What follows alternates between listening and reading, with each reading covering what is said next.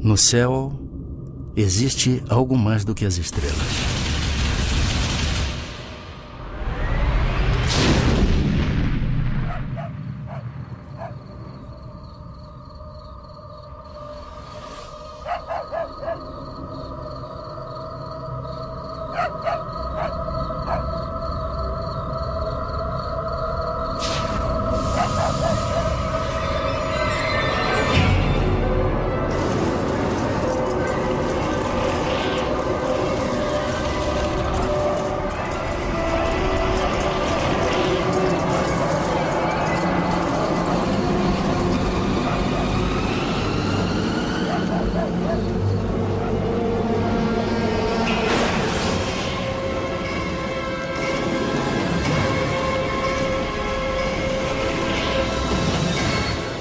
Eles eram recebidos por um feixe de luz e que impedia que eles movimentassem qualquer parte do músculo, até para pedir socorro.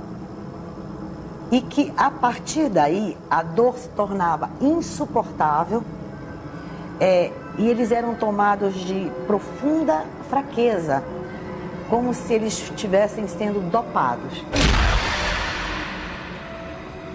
Outros moradores da região também veem a luz misteriosa e são atacados por ela. Pode correr uma vizinha. Eu, hein? Vou dormir aqui embaixo. Brisa lá em cima, essas coisas de mosquito. Ó, amanheceu, a gente pega o rumo. Precisa chegar cedo em Alcântara. E aí, Zé? Vai dormir no cafofo? Vou arrumar meu campo por aqui. Precisando de um bom descanso hoje. Esse dia é cansativo. Esse foi. Até amanhã, eu vou prender a âncora. Até amanhã. Vocês guardaram o peixe, gente? Eu guardei tudo, Guardaram. já. Olha lá, hein? Ele quer cortar, mexendo. Tu é morrer,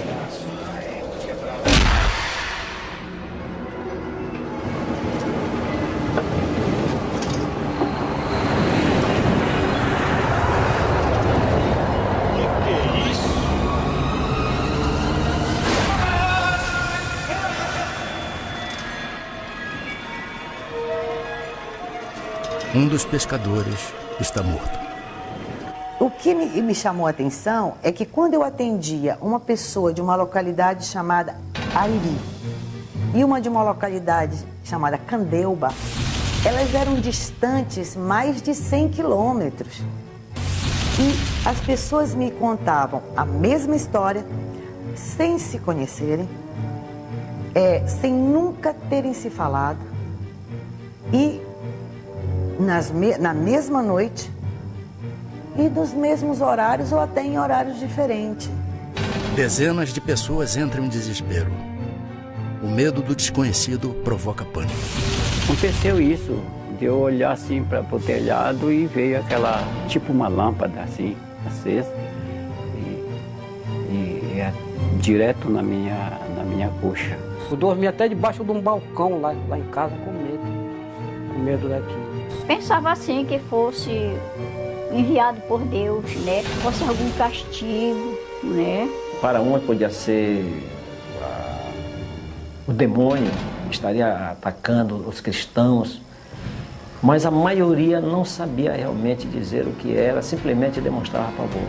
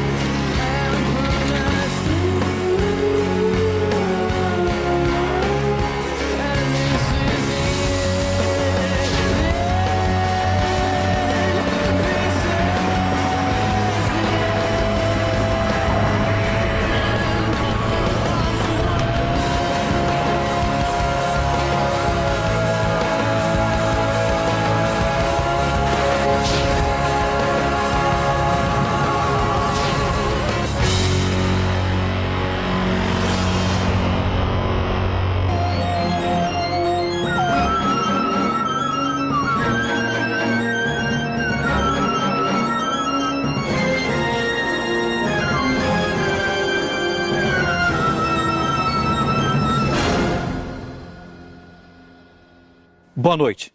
O Linha Direta Mistério continua a série de reportagens sobre fatos estranhos que desafiam especialistas e provocam medo. Hoje você vai conhecer uma impressionante história sobre discos voadores, numa região formada por 20 municípios, conhecida como Salgado, no litoral do Pará, no norte do Brasil. Tudo começou com uma luz no céu. Em seguida, uma série de ataques a pessoas. Depois, o pânico tomou conta de uma região inteira e a população se armou para combater os seres extraterrestres. Fatos reais ou um delírio coletivo? Na dúvida, militares da aeronáutica foram convocados para investigar a presença desses objetos voadores não identificados. Durante 4 meses, foi realizada a mais importante e sigilosa investigação feita até hoje no Brasil, a chamada Operação Prato. O nome Prato é o termo internacionalmente usado pelos ufólogos para designar disco voador.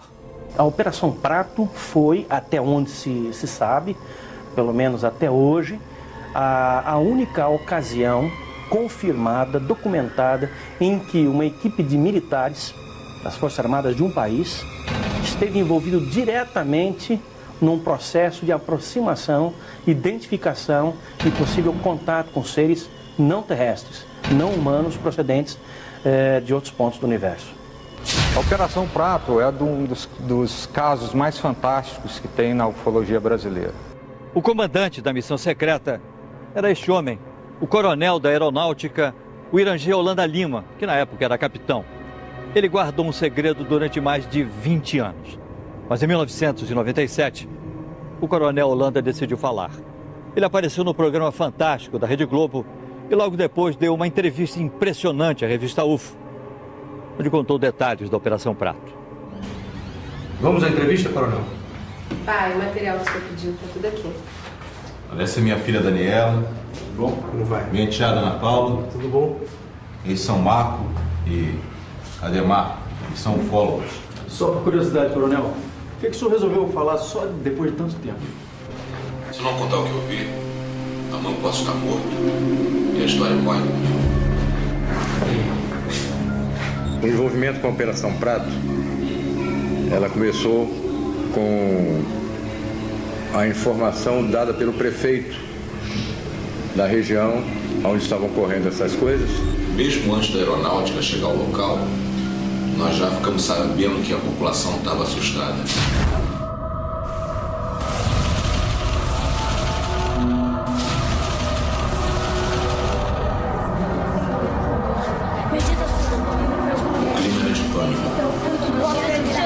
O clima era de pânico. Se esse maldito chupa-chupa aparecerem, a gente acaba com eles. Ele que acaba com nós.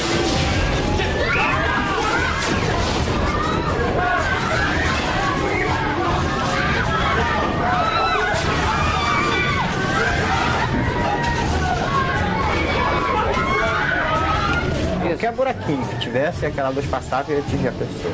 E a arma nossa aqui, ela sabe que é pau, pedra, uma espingardadinha carregada pela boca.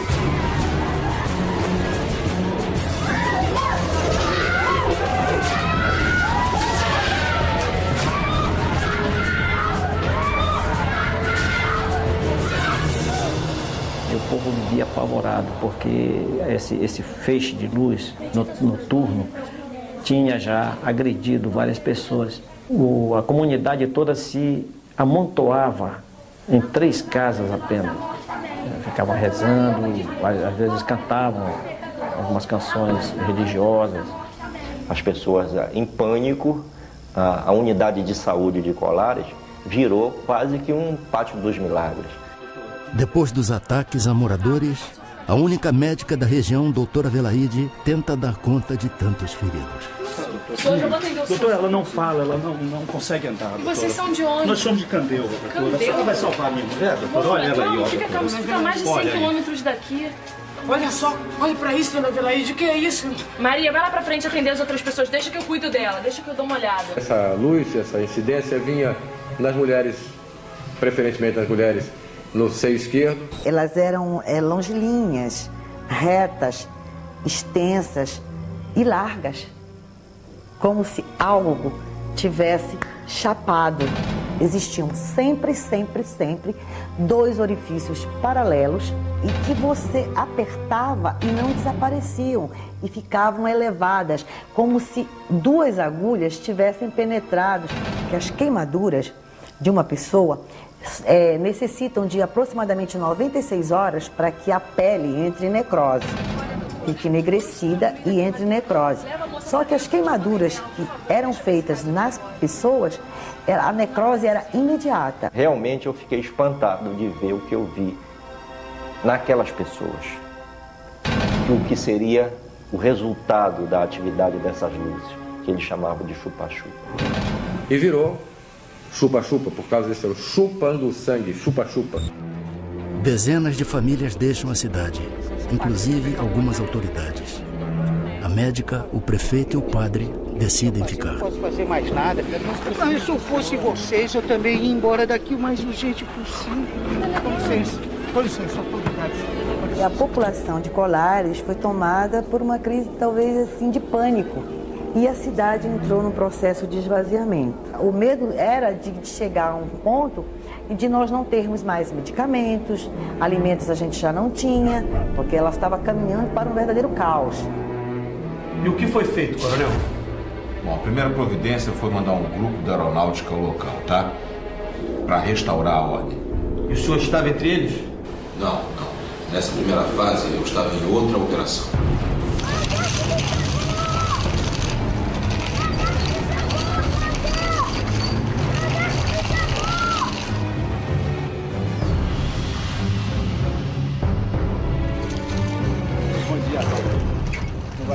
Tudo bem. Nós estamos aqui numa missão para aeronáutica. Graças a Deus que vocês chegaram. Sargento, as pessoas estão desesperadas. A senhora quem é? Ela é a doutora Velaide. Eu acho que nós vamos precisar muito da senhora. Esse é o prefeito. Bom dia, prefeito. Tudo bem? Tudo bem. Bom, eu gostaria que o senhor explicasse pra gente o que está acontecendo exatamente. Eu só vou pedir um momentinho que a gente precisa montar o acampamento. Tudo bem? Vocês podem me acompanhar aqui na sombra? Pois não. De modo que algumas pessoas podem compartilhar, de repente, de uma situação emocional e essa situação emocional se propagar.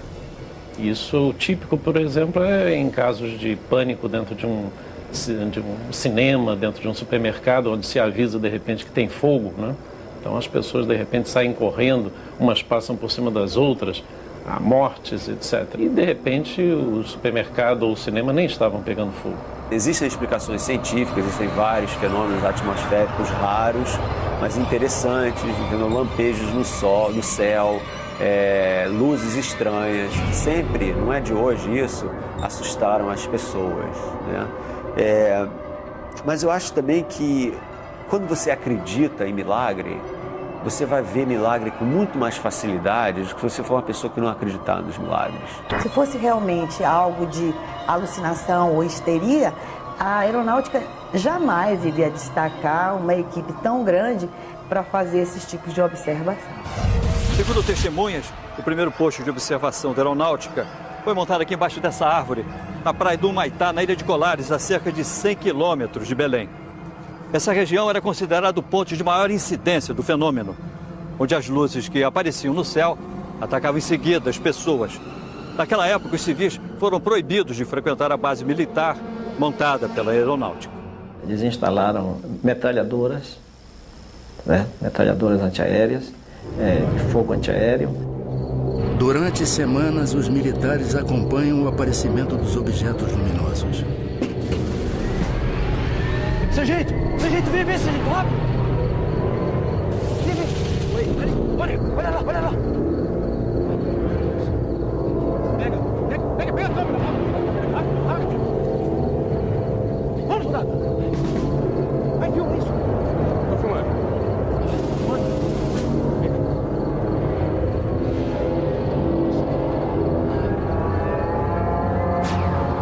Tem 20 anos que eu converso com pessoas que dizem que têm contatos com seres, né, que se dizem extraterrestres, né?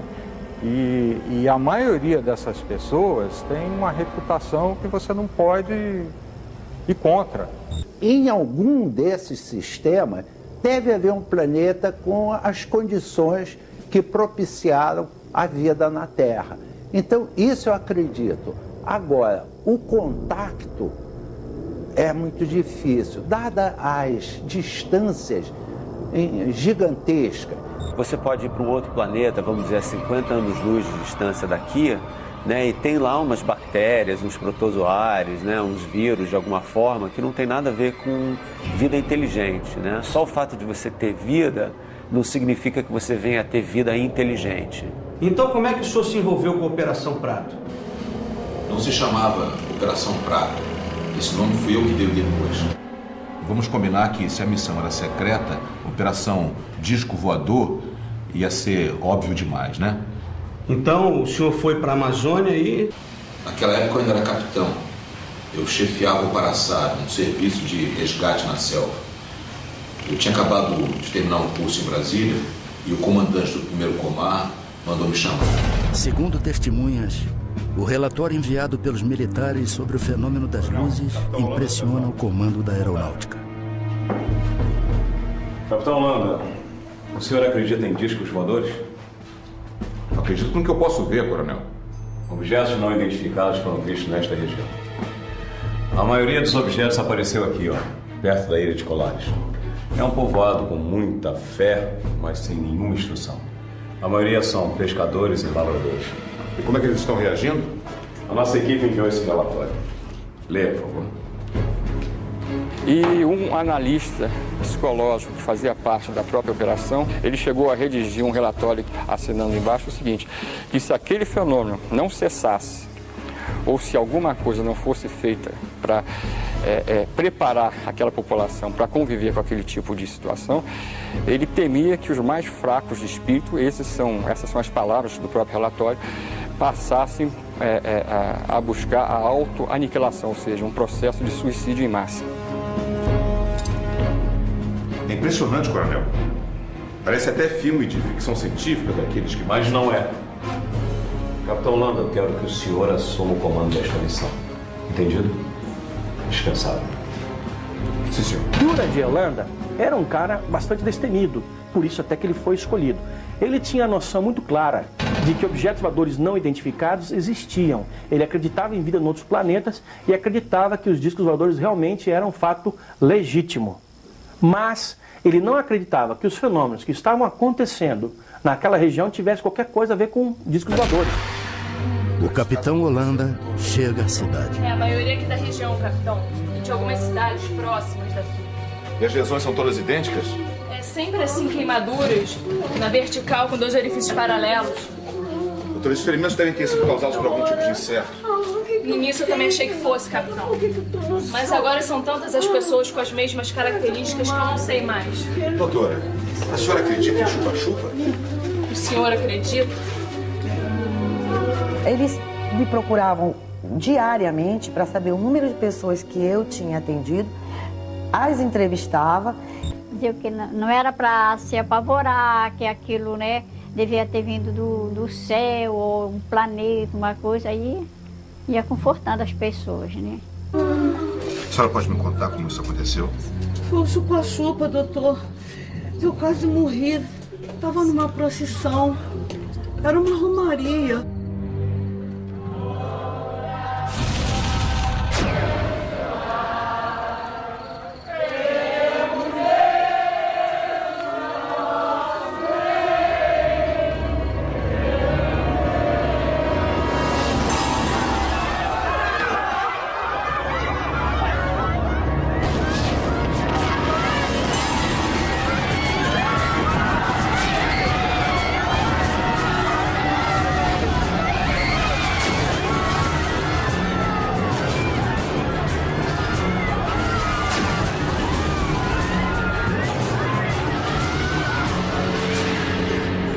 Chupa-chupa, moço.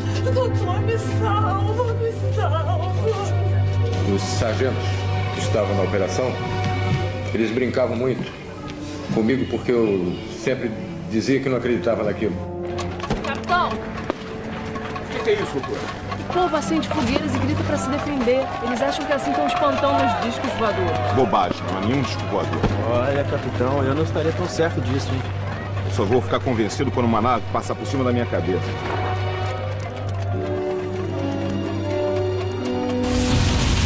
A equipe de observação comandada pelo capitão Holanda era formada por mais de 60 pessoas, entre militares do serviço secreto, médicos e até psicólogos que vieram à cidade com o objetivo de acalmar a população.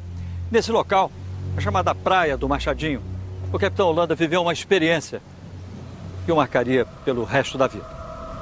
Não adianta, essas luzes não me convencem, isso não passa de um fenômeno atmosférico. Mas, capitão, o senhor fotografou as luzes? Exatamente, fotografei luzes, nada mais do que luzes. Não adianta, o capitão só vai acreditar quando uma nave dessas passar em cima da sua cabeça, né?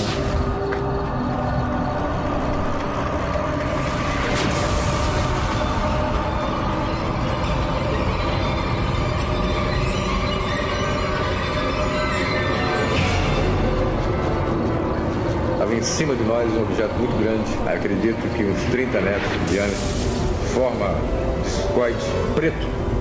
Nós ficamos olhando, estupefatos, assustados, parado em cima da gente a uns 200 metros de altura. O que eu vi não tinha me satisfeito até aquele momento. Dali pra frente não tinha mais dúvida nenhuma. Alô, capitão? Sim, sargento. Eu tô aqui com um vigia daquela olaria que fica ali perto do rio, e ele tá me contando uma história que eu acho importante o senhor ouvir. Tô aqui na cidade, vamos pegar um depoimento. Capitão, só me desculpe, mas eu acho que é importante o senhor ouvir. Coloca ele então no rádio. Pois não, vou passar pra ele. Pode falar normalmente, me conta aquela história. Seu Luiz, o que o senhor tem pra me contar? Eu tava na beira do rio quando eu vi uma paca. Aí, capitão, me ajeitei pra caçar a bichinha.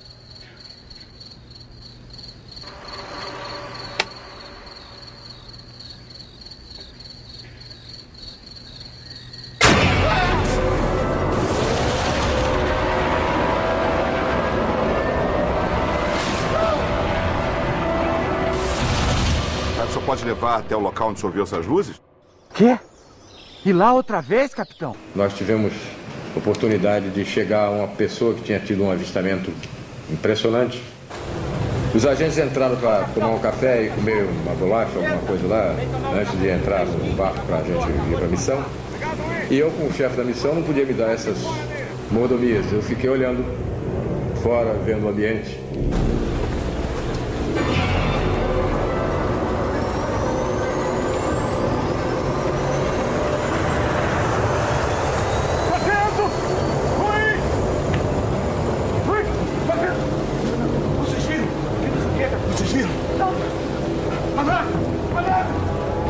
Mas tinha uma luz muito forte, verde e uma luz vermelha, e fazia um barulho como se fosse uma turbina, não era um barulho de um jato, era aquele silvio, um barulho assim.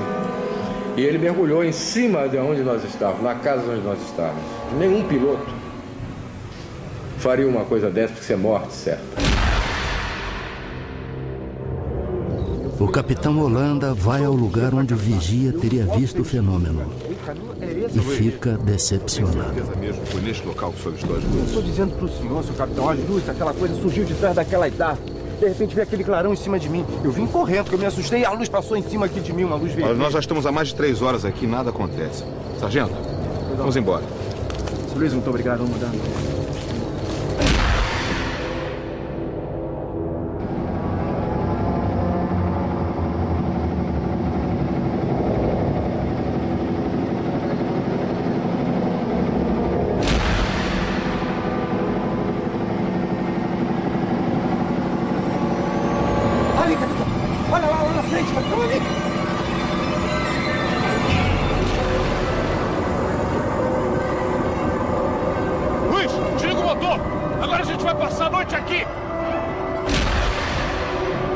Soldado!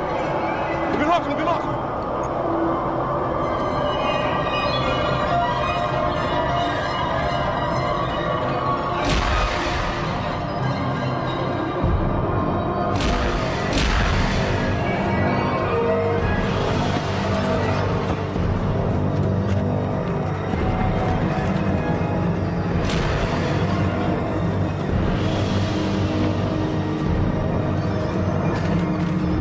Tivemos a oportunidade de filmar um objeto pairando e dela saindo umas luzes pequenas que nós chamávamos de desova.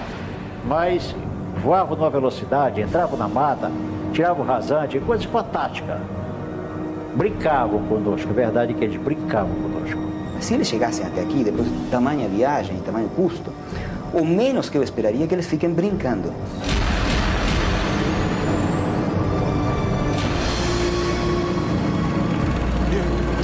Desliga. Como assim? Vai enlouquecer? Desliga que eu quero ouvir o barulho do aparelho.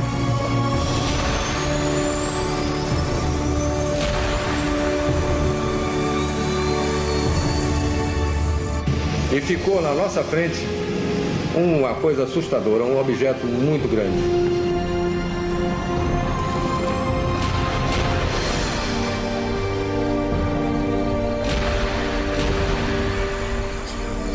Ele deve ter acionado realmente alguma propulsão que não devia ser acionada próximo de nós, porque nos danificaria.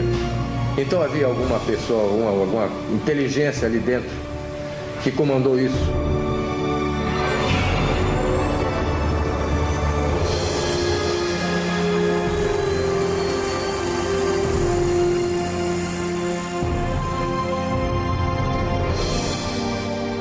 E disparou com uma velocidade incrível para o firmamento e sumiu no meio das estrelas. Existem centenas de bilhões de outras galáxias, então eu sempre brinco que existe mais estrela no universo do que grão de areia na praia de Copacabana, sabe? Então você pega um punhado de grãos de areia e você fala, isso tudo aqui é estrela espalhada pelo universo, né? Só que até o momento não existe absolutamente nenhuma prova concreta de que nós fomos visitados por uma outra civilização inteligente.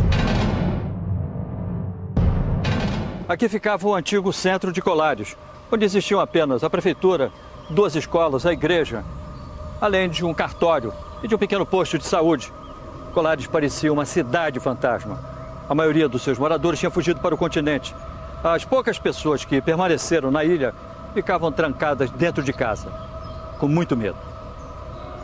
Quando nós estávamos chegando, tipo, uns 50 metros da minha casa, ela bateu em mim e apontou para cima. Eu tenho que pedir pro prefeito monitorar.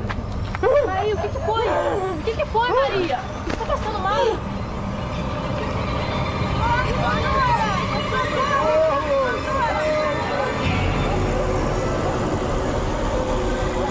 Eu vi um objeto, mas tão próximo, e tão bonito. Até este momento, mesmo tendo atendido toda esta enormidade de habitantes atacados por este ser não explicável, eu ainda duvidava que realmente fosse alguma coisa que eu pudesse ver.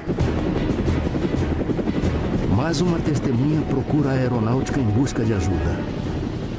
O morador Antônio Ferreira convence os militares a ir até o local onde teria avistado um disco voador.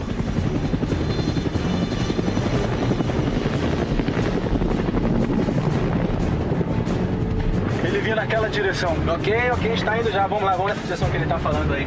É um voo rumo ao desconhecido. Ele vinha naquela direção. Já entendi. Está indo pra lá. Aí na frente. O que é isso? De repente, uma surpresa. O que é isso? O que é isso? Está acontecendo aqui! A aproximação com a nave provoca uma pane no helicóptero, mas os militares conseguem retomar o controle do aparelho. E na hora o piloto explicou por que o helicóptero começou a descer? Ele explicou devido à nave que paralisou. A jet toda parou, só funcionou a hélice de cima. Nós viemos baixando. Quando ele viu que nós viemos se aproximando do chão, ele rodou e acionou essa alavanca, aí funcionou. Segundo os ufólogos, num relatório para a aeronáutica, o capitão Holanda se rende às evidências. Ele chega a desenhar as formas de vários objetos voadores não identificados e garante que eles sobrevoam os céus do norte do Brasil. Em torno de 9 formas, 9 ou mais, pouco mais. Está tudo escrito, tudo desenhado, tudo fotografado no relatório. Fotografia, mais de 500. E filmes foram feitos 4. Um era da Força Aérea, da FAB. Não é um material cunhado por um ufólogo civil, alguém que seja um entusiasta disso. Não, isso foi cunhado, isso foi registrado à moda militar, com todo o rigor necessário.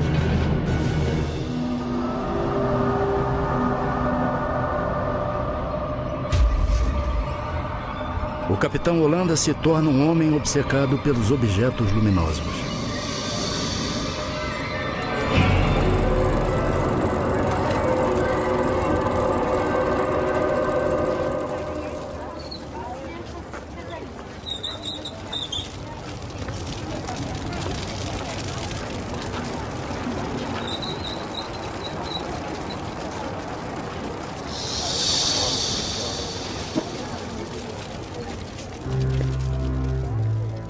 É difícil uma pessoa passar por tudo que ele passou sem ter se modificado interiormente profundamente. Segundo o comandante Ubiratã Pinon, amigo do capitão Holanda, a aeronáutica o chamou para o fim da operação. Eu creio que nós deveríamos... Boa tarde, senhores. Boa tarde, capitão. Os senhores leram o meu último relatório? Lemos, capitão. Incrível, não? A nave pousou quase em cima da embarcação. Capitão, a Operação Prato acabou. Acabou? Acabou? Mas nós fizemos descobertas extraordinárias, brigadeiro. A aeronáutica não está mais interessada nesta operação. Tragam seus homens de volta. Nós já temos outra função do senhor. Mas nós estamos prestes a fazer contato com os extraterrestres. A Operação Prato está oficialmente suspensa, capitão. Ouviu bem? Sim, senhor. Com licença. E o que é que a aeronáutica vai fazer com todas essas informações? Capitão, nada o impede de continuar investigando sozinho. É exatamente isso que eu vou fazer agora. Com licença. A FAC parou por 4 meses e a operação ela mandou parar. Aí nós continuamos. Eu continuei. Segundo testemunhas, em março de 1978, os fenômenos pararam de assombrar o litoral paraense.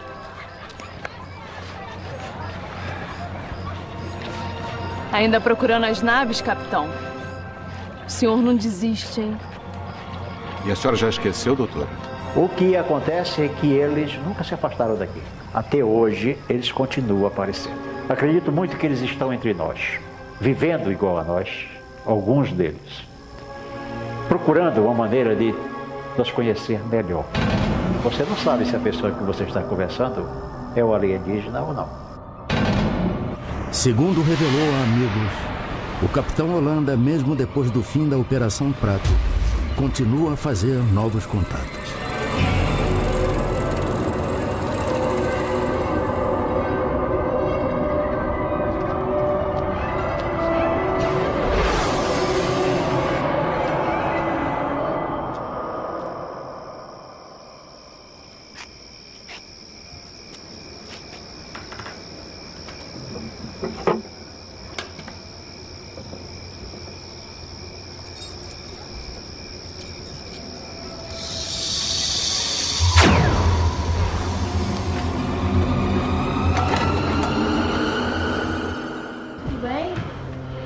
Eu acho que tem que ter uma... Deixa eu ver por aqui.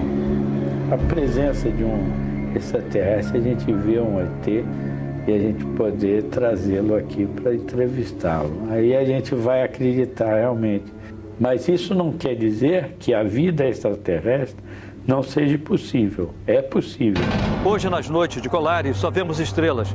As poucas pessoas que na época foram vítimas do fenômeno, que ainda moram por aqui, dizem que as marcas de queimadura sumiram com o tempo.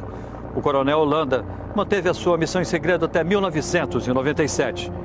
Aí então ele resolveu dar uma entrevista e contou tudo o que sabia. Coronel, e o que foi feito de todo esse material? Filmes, fotografias? Não sei. A aeronáutica recolheu tudo, tá? Tudo foi encaminhado, foi entregue ao comandante, de lá encaminhado ao comando em Brasília. Eu não sei realmente onde está. Eu até brincava. Cadê o meu filme? Ah, tá guardado. Deve estar guardado até hoje. Coronel, o senhor não sabe como essa entrevista foi importante. Eu sei. Eu sei. Os ufólogos costumam dizer que a aeronáutica tem arquivos secretos sobre extraterrestres, sobre objetos voadores não identificados. Existe mesmo isso? Não, esse é objeto de ficção. Na realidade, não existe. A Força Aérea tem até um documento dizendo como os seus militares devem reagir em caso de um possível contato. E como deve ser o contato com a imprensa. E a primeira coisa que se fala, negue. Eu fiz parte da comissão sigilosa do governo brasileiro. O presidente era o brigadeiro José Vaz da Silva. A primeira pergunta que eu fiz a ele, mas por que o interesse dos militares pela ufologia? Ele disse, porque esse é um assunto de segurança nacional. E nós estamos interessados em conhecer da estratégia dos UFOs as intenções deles.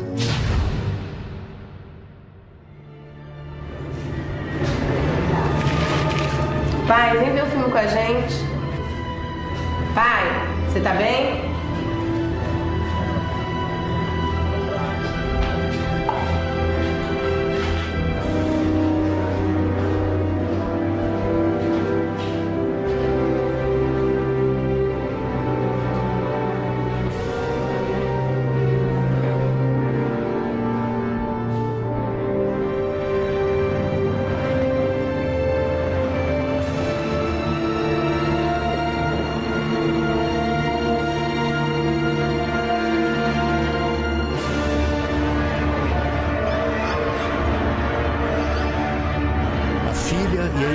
Chamam pelo pai. Ele se enforcou com o cordão do roupão dele. Ele amarrou numa parte alta da cabeceira da cama. Ele vinha sofrendo um processo depressivo que periodicamente se estabelecia de maneira mais acentuada há muitos anos. Pode todo mundo dizer que o Holanda praticou um suicídio. Eu não vou acreditar em suicídio de jeito nenhum.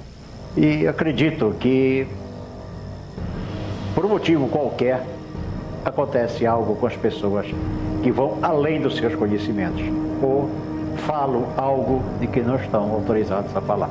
O renascimento dessa questão veio mais ou menos no final do século XIX com um astrônomo americano chamado Percival Lowell, que tinha um certo fascínio com Marte. E na época, em 1870, 80, o telescópio mostrava Marte como se tivessem umas linhas que ele interpretou como sendo canais construídos por uma civilização inteligente marciana que estava morrendo de sede, uma espécie de canal de irrigação, né? Isso daí fez um tremendo de um sucesso. E essa ideia de que os marcianos não só eram inteligentes, mas agressivos, tomou então corpo. A Operação Prato se tornou um evento estudado pela ufologia internacional. Holanda chegou a ser procurado por ufólogos de vários países, entre eles o americano Bob Pratt, um dos maiores especialistas do mundo em OVNIs e que já esteve no Brasil 13 vezes para fazer pesquisas. Há casos pontuais de ataques de pessoas por objetos voadores não identificados em vários lugares do mundo, mas na intensidade, com a gravidade, com a proximidade e no número que nós verificamos na Amazônia, nunca, jamais nada semelhante aconteceu em lugar algum do mundo. Em vários cantos do planeta, as pessoas continuam a se surpreender com objetos voadores não identificados. Agora, de fenômeno que você tem, que é registrado em vídeo ou registrado em foto, é muito difícil você colocar uma hipótese que não seja fraude, má interpretação, né?